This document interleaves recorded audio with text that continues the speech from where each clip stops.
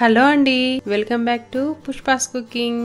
ఈ రోజు ఎంతో హెల్తీ టేస్టీ రెసిపీ తోటకూర ఫ్రై ఎలా తయారు చేయాలో చూపించబోతున్నాను. ముందుగా ఇక్కడ నేను 5-6 కట్టల లేతగా ఉన్న చిన్న ఆకుల తోటకూరను తీసుకుంటున్నాను. ఇలా తోటకూరను శుభ్రంగా కడిగి ఇలా చిన్నగా కట్ చేసి పక్కన పెట్టుకుందాము. ముందుగా స్టవ్ ఆన్ చేసుకొని ఒక బౌల్ పెట్టుకొని 2 టేబుల్ స్పూన్ల ఆయిల్ వేసుకుందాము. ఆయిల్ వేడయ్యాక 1/2 టీ స్పూన్ ఆవాలు, 1/2 టీ స్పూన్ జీలకర్ర వేసుకోవాలి. ఇవి ఫ్రై అయ్యాక మన కారానికి తగ్గట్టుగా 5-6 పచ్చిమిరపకాయలను ఇలా కట్ చేసి వేసుకుందాము. ఇవి ఫ్రై అయ్యాక ఒక మీడియం సైజ్ ఆనియన్ చిన్న ముక్కలుగా కట్ చేసి వేసుకుందాము.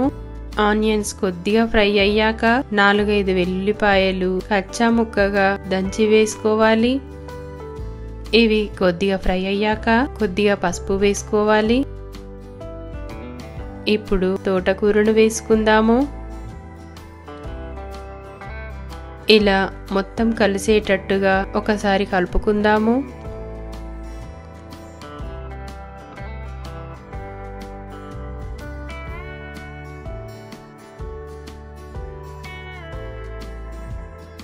ఇలా 5 నిమిషాలు ఫ్రై చేసుకోవాలి.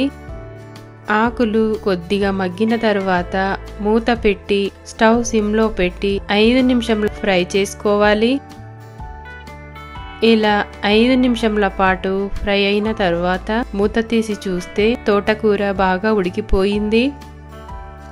ఇప్పుడు మన టేస్ట్కి సరిపడినంత 1 టీ స్పూన్ సాల్ట్ వేసుకోవాలి.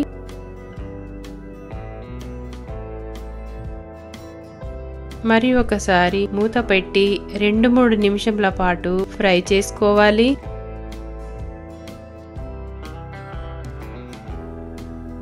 ఇలా కొత్తిమీర చల్లుకొని ఒక్కసారి ఇలా కలిపి స్టవ్ ఆఫ్ చేయాలి.